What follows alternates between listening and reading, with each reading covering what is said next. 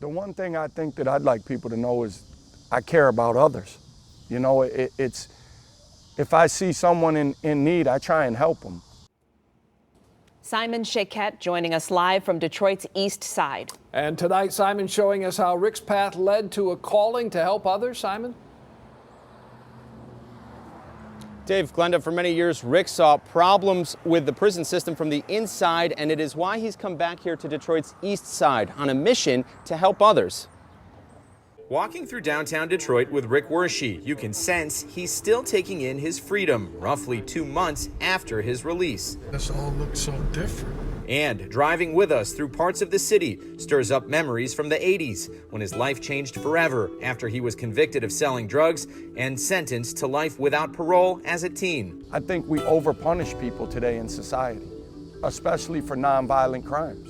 You know, you can give a child molester 3 years or 5 years, but you'll give a drug dealer 30 years. Rick was forced to grow up in a violent place, witnessing a brutal stabbing the first day he was locked up. For more than 3 decades across several states, it was about survival. The Florida prison system, the feds should take it over. It needs to be shut down. They're beating people in that place. They're torturing people. People he met behind bars, opening his eyes to a broken system, less about rehabilitation and more filled with despair, particularly for inmates who suffer from mental illness and trauma. We don't need to spend $2 billion a year on a prison system. Instead of incarcerating them, let's send them to college. I'd rather have a kid that has a 4-year degree in society than a kid that went to prison for 4 years. Inside a cell, Rick found purpose, a calling to help others. I did those things because I was in a dark place, in a bad place, and it made me feel good to do good things from a bad place. Using a Facebook page, he would hold fundraisers for his neighborhood church and use his voice and life experience as his biggest assets to advocate for prison reform. How do you plan to use your name and your story to bring about real change? I lived 32 years, 7 months in a cage. From the time I was a child to a 51-year-old man, I was incarcerated. So I know what goes on behind those walls, and it's not pretty. Rick's message began reaching beyond prison walls in Michigan, Florida, and Arizona. It's Ricky! He won! A Hollywood film bringing more awareness, while back home, a strong movement for prison reform also grew. This as a society cannot be tolerated. The system let him down. Society has let him down. Rick's attorney, Nabiya Yad, pointing out the need for change. For a child to be doing 32 years in prison is unheard of. Ayad says Rick's story illustrates the importance of places like Team Wellness in Wayne County, giving former inmates a foundation for success and providing an alternative to a jail cell. The fact is that you need to help them while they're in custody, help them while they transition back into society, because at the end of the day, it is an investment for all our constituents, for all the communities. A growing number of judges, elected leaders, and mental health experts agree our prisons are filled with too many nonviolent offenders in need of counseling, job training, housing, and more opportunities. We were housing them in our jail where they really didn't belong,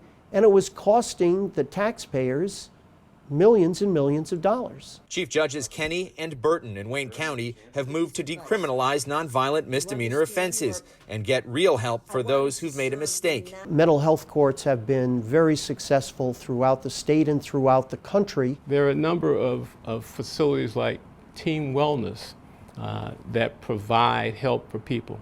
But it's really the decision makers that have to come together and say, this is what we're going to get done. It's also an issue impacting the juvenile system. When a dad, and it's typically a dad, gets incarcerated, you're taking one of the parents out of that family home. Those kids are left sometimes to their own devices. One bad decision leads to another, and they might find themselves in juvenile court in front of me after committing an offense. In the end, Rick says it's about breaking a destructive and costly cycle.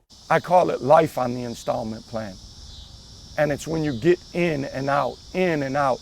You might do 30 years on 5 or 6 different prison bits. You did life on the installment plan. During his final year in Florida, Rick got to work himself at a top Orlando law firm. He lived at a transition home, paid his own way, and saved money. Down in Florida, not too many people knew about White Boy Rick. We were just Rick. Did that help or did that hurt?